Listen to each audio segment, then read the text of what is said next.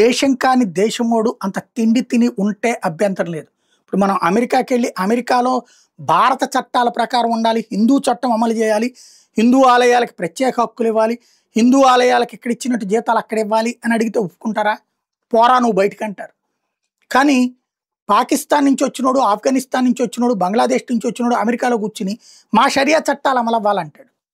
అయినా సరే అక్కడ దానికి సమర్థించేటటువంటి వాళ్ళు ఉంటారు.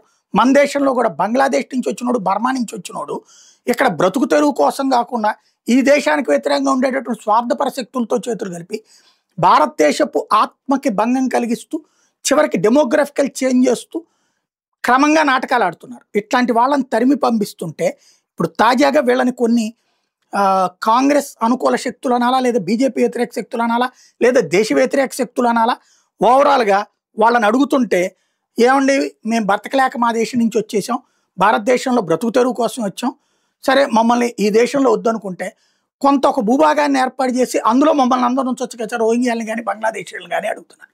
ఇదే మొక్క నువ్వు బంగ్లాదేశ్లో అడగాలిగా, ఇదే మొక్క నువ్వు బర్మాలో అడగాలి కదా, అక్కడ కదా నువ్వు మొక్క చేసుకోవాల్సి నీ దేశాన్ని కదా. నీ దేశంలో బతకడానికి చేతకాక నా దేశానికి వచ్చాను, మన దేశాన్ని మొక్క చేసి ఇవ్వాలంటే ఇప్పటికే ఓ మొక్క తీసుకున్నారు పాకిస్తాన్, ఓ మొక్క తీసుకున్నారు కాశ్మీర్లో, ఇంకేం తీసి ఇవ్వాలి వీళ్ళకి.